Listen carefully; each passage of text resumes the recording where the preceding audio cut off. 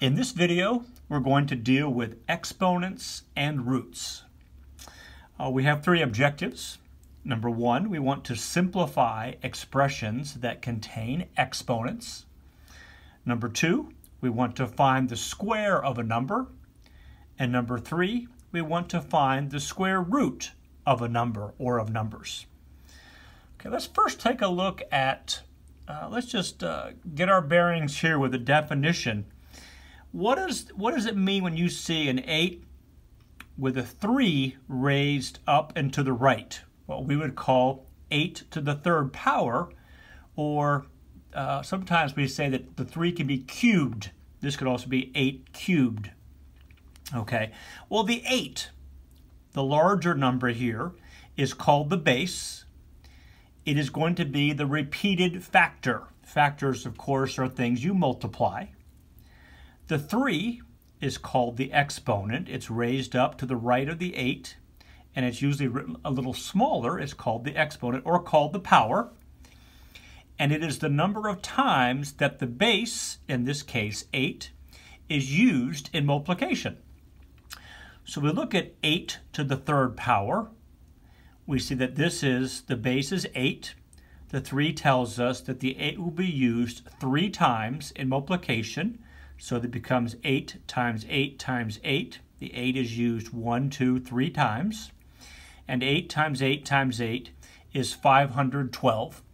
I'd used a calculator for that. No reason not to. The 8 to the third power here is what is the number 512 written in exponential notation. Okay, the number 512 itself is simply standard notation. We see numbers as they're written generally, the standard 512, the standard notation. Okay, let's take a look at a couple of examples.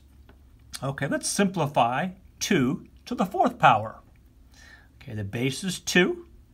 That's the factor that's going to be repeated, and it's going to the exponent is 4. This factor 2 is going to be multiplied or repeated 4 times. So 2 to the fourth is the same as 2 times 2 times 2 times 2. 2 multiplied by itself 4 times, and that with a calculator is 16. Example 2, how about 9 to the first power? Okay, so 9 is the base, the repeated factor, and in this case the exponent as a 1, which means that 9 is going to be used 1 time in multiplication. So 9 to the first, well, we just need to write the 9 once. So 9 to the first is equal to simply 9. Okay, one of the things that this shows us, any number to the power of 1 is just itself.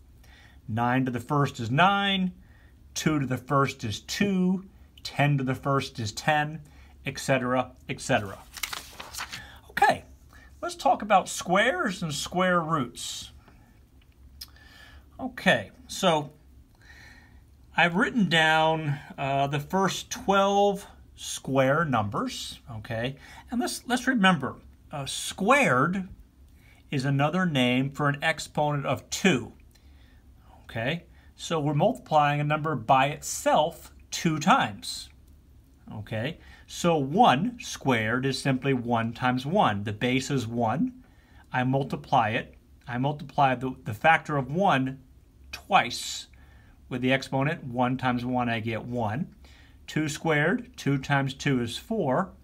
3 squared, 3 times 3 is 9, and so on. And these are good ones. The numbers, the squares of 1 through 12 are good ones to have memorized, so they come easily to you. They're rather popular. It's nice to be able to pull them out quickly and see what goes on with them.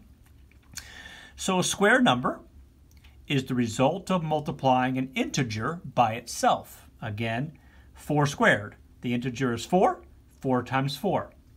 Okay? And so all of these are square numbers.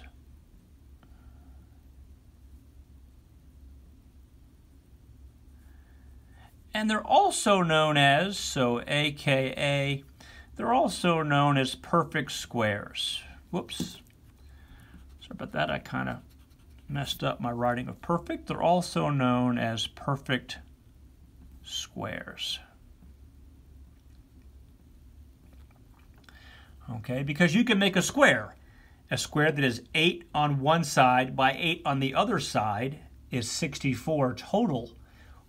64 total spaces if it's 8 by 8. I believe that might be a checkerboard, 8 by 8, I think. So, but these all become perfect squares. 9 by 9 is a perfect square and has 81 small squares inside of it. Okay, last topic here is inverse operations and square roots. Okay, so inverse operations, let's define that. These are opposite operations that undo each other. Okay, opposite operations that undo each other, inverse operations. So for example, we're all very familiar with addition and subtraction. Addition and subtraction. Addition is an operation. Subtraction is an operation.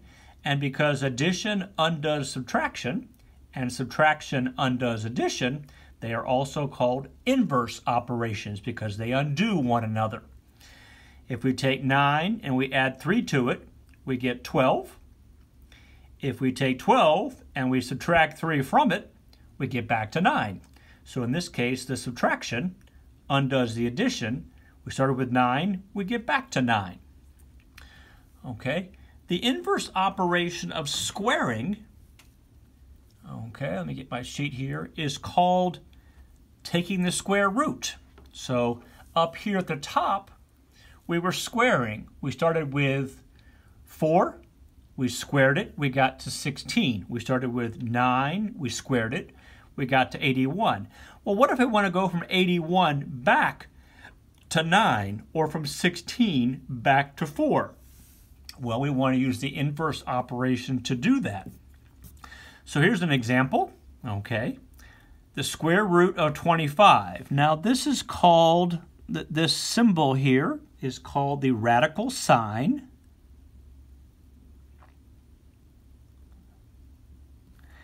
The number underneath the radical sign is called the radicand. Okay, and so we have 25 here. So now we arrived at 25. I'll go back up the sheet. We arrived at 25 by taking 5 and squaring it. 5 times 5. Well, how do we go from 25 back to 5? We use the inverse operation of square rooting. The square root of 25 gives us 5, which is called the principal square root, because 5 times 5 is 25. Okay, so if we knowing these perfect squares, we can go back to their principal square root just because we have them memorized. So let's take, for example, 121. Okay, what is the square root of 121? Okay, so remember, square root undoes squaring, so what number squared gave us 121? Well, that would be 11. Okay, and we can check that with our calculator. And I hope you can see my calculator. Your square root key. On my calculator, it's right here. Oops, you can't see that. On my calculator, yes, okay. On my calculator, this is the squared key on the left side here. I can square anything with this key. So 11, press the squared key, and it shows up here 11 squared. And I come up with 121, which I knew from my perfect squares. The blue key, oftentimes in your calculator, the inverse operation is the blue next to the primary operation. So squared is what's considered kind of the primary. Square rooting is the inverse. So we use the blue key, second square root, and we can put in 121, and out will come the principal square root of 11. But we knew that. Now, it just so happens if we happen to have numbers that, maybe they're not, maybe they're not they're not these numbers. You don't always have, having these memorized and quick makes things a little easier, but sometimes you simply don't know what it is. So let's take another example. How about the square root of 169? Okay. I honestly, I have memorized up through 144. I don't know what 169 is. So what number times itself is 169? So I'll go to the second here. I'll press the square root. I'll put in 169. And the answer is 13. So it turns out that 169 is a perfect square. It's a square number because it's equal to 13 times 13. That tells us that 169 is a perfect square number because it's the result of multiplying an integer by itself. So there you have it. A look at simplifying expressions with exponents, finding the square of a number, and finding the square root of numbers.